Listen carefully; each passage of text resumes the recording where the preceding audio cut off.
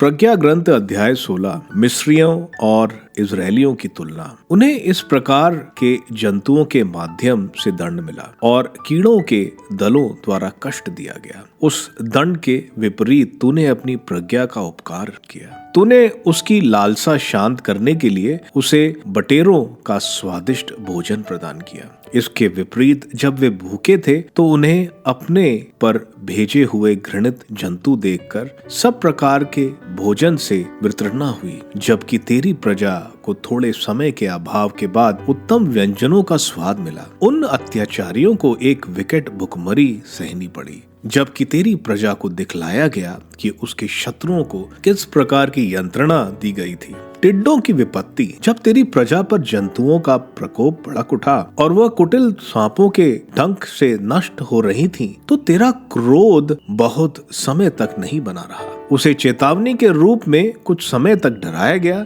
और संहिता की आज्ञाओं का स्मरण दिलाने के लिए उसे मुक्ति का चिन्ह दिखाया गया। जो उस चिन्ह की ओर अभिमुख हुआ, उसके उस दृश्य द्वारा नहीं बल्कि तेरे सबके मुक्ति द्वारा रक्षा हुई। इस प्रकार तूने हमारे शत्रुओं को यह प्रमाण दिया कि तू ही सब बुराइयों से मुक्त कराता है। वे टिड्डों और डांसों के काटने से मर गए और उनके जीवन की रक्षा का कोई उपाय नहीं था, क्योंकि वे उस प्रकार के जानवरों द्वारा दंड पाने के योग्य थे। किंतु विषैले सांपों के दांत भी तेरी प्रजा पर विजयी नहीं हुई, क्योंकि तेरी दया ने आकर उसे चंगा किया। वह तेरी आज्ञाओं का स्मरण दिलाने के लिए डसी गई, किंतु उसे शीघ्र ही बचाया गया। कहीं ऐसा ना हो कि वह उन आज्ञाओं को इस प्रकार भुला दे कि वह तेरी उपकारों के प्रति उदासीन बन जाए, क्योंकि उसे किसी जड़ी बूटी या लेप से स्वास्थ्य लाभ नहीं हुआ, बल्कि प्रभु तेरे शब्द ने उसे चंगा किया।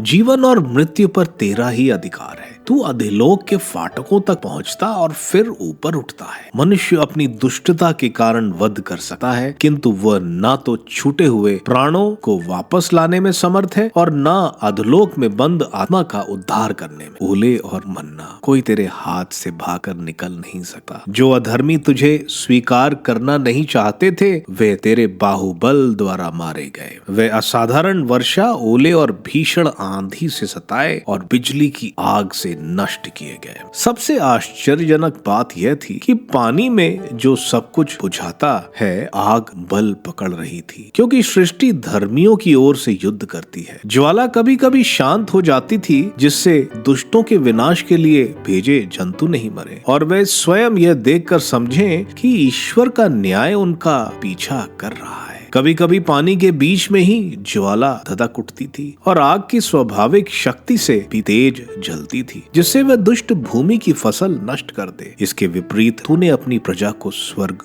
दूतों का भोजन खिलाया।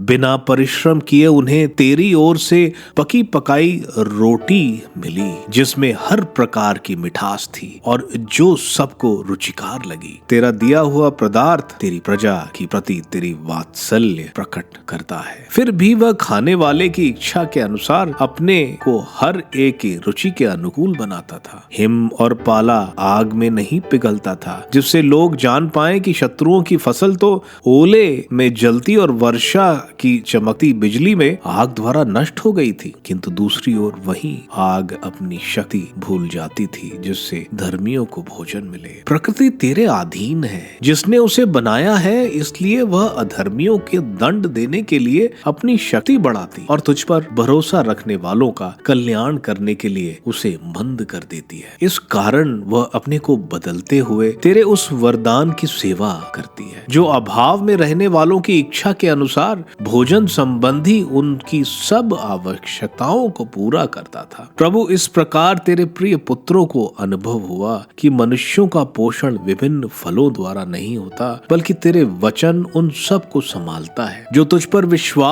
करते हैं। जो चीज आग द्वारा नष्ट नहीं होती थी, वो सूर्य की किरणों के स्पर्श मात्र से पिघलती थी, जिससे लोग जान जाएं कि सूर्योदय से पहले तुझे धन्यवाद देना और प्रभात के समय तेरे सामने उपस्थित होना चाहिए। जो धन्यवाद नहीं देता, उसकी आशा शीतकालीन पाले की तरह नष्ट हो जाती है और अप्रोच जलधारा की तरह बह जाती है।